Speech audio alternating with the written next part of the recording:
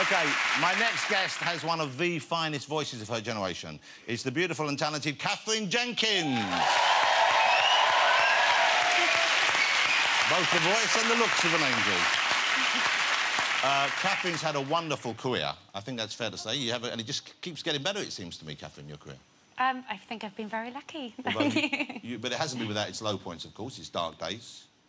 Yes, she appeared on Piers Morgan's Life Stories. Too soon to talk about that, or are you better now? Yeah, I'm just about over it. Katherine Jenkins, ladies and gentlemen. There she is. She'll be out here in just a minute or two. OK, let's get my next guest out. She has put the class into classical. Will you please welcome the lovely Katherine Jenkins.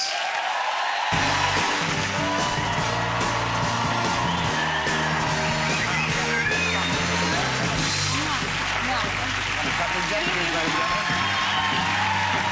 Wow. Katherine, lovely to have you here. Thank you for joining us. Lovely to be here. Thanks for having me. So you've just come back from America, is that right? Yeah, I flew in just a few hours ago from Philadelphia. And you've been touring out there, and you were doing a TV show, weren't you? I was. I did Dancing with the Stars, which is the American version of Strictly Come Dancing. And how did you do in that? You must have loved it. I loved it. I came second, which was a real shock. Wow, congratulations. That's pretty good, isn't it? Thank you. Well, you came second. That's incredible. Well, you know, you're a huge success. You've got a new album out for Christmas. Katherine has a Christmas album out. I love Christmas albums. Oh. I love This Is Christmas. But I guess ever one. you had to record this not at Christmas. No. For me, it's been a year of Christmas. I actually started recording it in June. I did it in Malta, on the island. Hold on. That's about as un-Christmassy as you could get. You recorded it in June in Malta. Yes, but... Because when you're a classical singer, you don't like to sing until sort of maybe late afternoon. Oh, I know, voice... I know. Yeah, I know you knew that. But so I'd spend the morning doing a little bit of sunbathing in my bikini by the pool. And then in the afternoon, I'd go into Santa's grotto. So I literally had the whole vocal booth... That sounds disgusting. Only to your dirty mind. So you went into... So you built a grotto? Yeah, so the vocal booth had a full-on Christmas tree, fairy lights, tinsel, candles. I whacked the AC up full blast, so I was freezing cold. So you got yourself into the Christmassy vibe? Well, you have to, yeah. I couldn't do that. But you weren't just wearing a bikini in there doing that, no, I imagine? Okay. No, I was wearing a Santa hat. OK, let's have a look. This is from Katherine's Christmas album that sounds like it's going to be lovely. This is Come What May. Look at this. Well, I'm sure it'll be a hit for you. I start playing Christmas records too early. My wife tells me off to do it.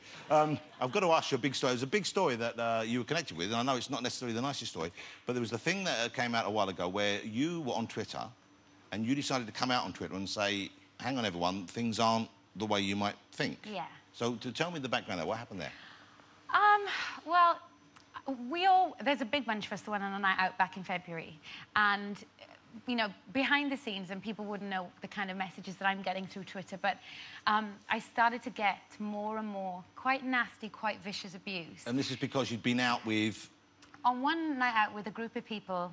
And one of those people was... Being David Beckham. David Beckham, OK. Yeah. And so people then started saying to you on Twitter that we were having an affair. So, people came and they were accusing you. So, yeah, so that's a weird thing to happen, anyway. And sort of, in the beginning, it happens, you just think, oh, this is just nonsense. And you have to ignore a lot of rubbish that you get on Twitter anyway. But it got to a point when I made my statement that it was just getting out of control. It was like tens of thousands of people. Wow, so it really spread. And death threats that I felt... I wish I'd never had to say anything about it at all, but... It got to a point where I had to stand up for myself and put it right, because he's got a family, and I would never do that to another woman, and I would never do that with a married man. So I still stand by it. I got a lot of stick for it, but I had to put it right. Yeah, because really, then you got stick for actually trying to set the record straight, didn't you? Yeah, because as if I wanted attention from it, but who in their right mind wants that kind of attention? I couldn't leave my house, and so, I mean, there was one funny moment at the end of it. I called my mum, who can't text to save her life. She texted me when the whole thing came out, and she said, she tried to say, hope you are doing okay. She actually wrote, hope you are tart, okay. And then shortly afterward, oops, not tart, definitely the wrong day for tart. It's lovely to have you, and I'm very glad you did what you did in Twitter, because I was reading about it and I saw some of the stuff, and then when I saw you make the effort to clean up. I thought it was horrible the way people then turned against you over that. That struck me as being really mean and unkind of them, and I'm really pleased you're through that and you've got out the other side and you're doing well. Thank you. It's lovely to have you here. Katherine Jenkins. Thank you for having me. Got a double. OK.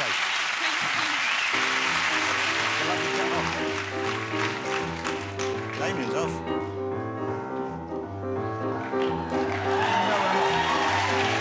What's he singing?